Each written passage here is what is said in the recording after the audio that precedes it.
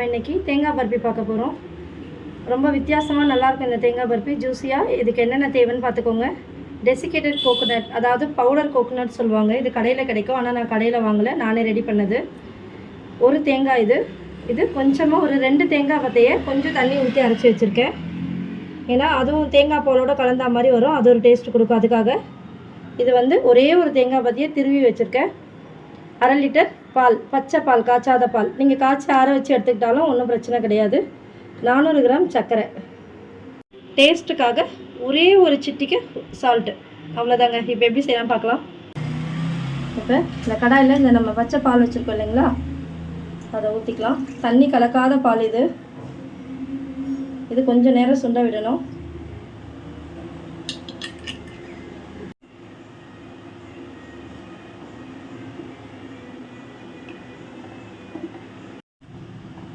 பால் இந்த அளவுக்கு காஞ்சதுக்கப்புறம் நம்ம அந்த கோகோனட்டை சேர்த்துக்கலாம். கொஞ்சம் காஞ்சா போதும். இந்த மாதிரி நான்ஸ்டிக் பாத்திரத்தை வைக்கும்போது இது மாதிரி மரக்கரண்டி சேர்த்துக்கோங்க. நம்ம ஸ்டீல் கரண்டி வச்சு சொரண்டோன்னா நான்ஸ்டிக் தவாவில் இருக்க அந்த பிளாக் கோட்டிங்கும் சேர்ந்து வரும்னு சொல்லுவாங்க. அதனால் இந்த மாதிரி கரண்டி வச்சுக்கோங்க. இப்போ நம்ம இந்த தேங்காய் பவுடரை சேர்த்துக்கலாம். டெசிகேட்டட் கோகோனட் சொல்கிறாங்க இல்லைங்களா, அது தேங்காய் பவுடர் சேர்த்துடுறேன்.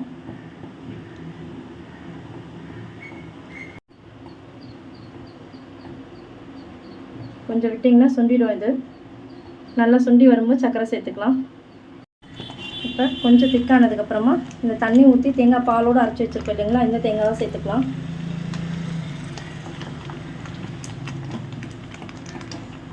அது கூடவே துருவி வச்சுருக்க தேங்காவையும் சேர்த்துக்கலாம். இன்னொரு 10 நிமிஷம் கழித்து நம்ம சர்க்கரையை சேர்த்துக்கலாம். இந்த மாதிரி கட்டியான பக்குவத்தில் வந்ததுக்கப்புறமா நம்ம எடுத்து வச்சுருக்க 400 கிராம் அளவுக்கு சுகர் சேர்த்துக்கலாம். நான் இதில் ஏலக்காய், ரோஸ் வாட்டர் எதுவுமே சேர்க்கல. இது ரெண்டுத்தில் உங்களுக்கு எது பிடிக்குமோ அதை சேர்த்துக்கோங்க. இப்போ சால்ட்டை சேர்த்துக்கலாம். இந்த அளவுக்கு தான் சால்ட் சேர்க்கணும், டேஸ்ட்டுக்காக. சர்க்கரை கரைஞ்சி நல்லா சுண்டி வரும்போது நம்ம இதை இறக்கிக்கலாம்.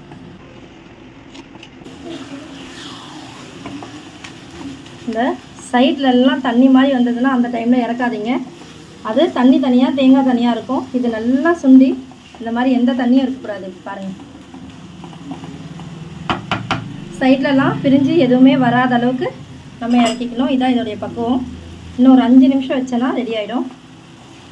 பாகு எடுத்து பண்ணுறது நிறைய பேருக்கு வராது, ஆனால் இப்படி பண்ணோன்னா டென்ஷனே இல்லாமல் பண்ணலாம். நான் தேங்காவுடைய ஸ்கின் எடுக்கல, அதனால தான் இந்த கலரில் இருக்குது. தேங்காய்க்கு பேக் சைடில் இருக்க அந்த ஸ்கின்னெல்லாம் எடுத்துட்டிங்கன்னா ஒயிட்டாக இருக்கும் உங்களுக்கு. இப்போ பாருங்கள், சின்ன பபுள்ஸ் கூட இல்லை எந்த ஓரத்துலேயும். அந்த மாதிரி டைமில் தான் நம்ம இறக்கிக்கணும். இதை பாத்திரத்துக்கு மாற்றிடலாம். நான் பட்டர் ஷீட் வச்சு போடுறேன். நீங்கள் பட்டர் ஷீட் இல்லைன்னா பரவாயில்ல, ஒன்றும் இல்லை. ஒரு பிளேட்டில் ஒரு ஸ்பூன் நெய் தடவிட்டு அதில் அப்படியே சேர்த்துக்கோங்க.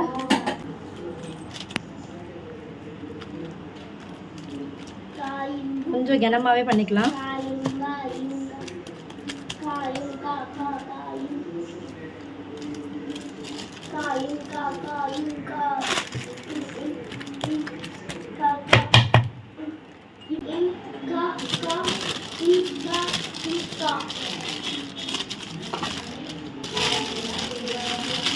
டிஸ்டர்ப் பண்ணாமல் இது ஒரு 2-3 மணி நேரம் அப்படியே விட்டுருங்க.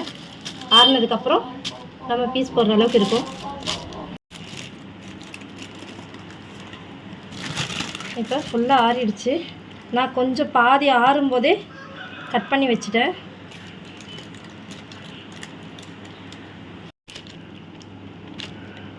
இந்த மாதிரி அழகாக கட் பண்ணி எடுத்துக்கலாம். நல்லா ஆற விட்டிங்கன்னா உங்களுக்கு எதுவுமே உதிராமல் வரும். இதுவும் உதிரில் கரெக்டான பக்குவத்தில் இருக்குது. பாருங்கள், ரொம்ப டேஸ்ட்டாக ஜூஸியாக இருக்கும். நீங்களும் ட்ரை பண்ணுங்கள்.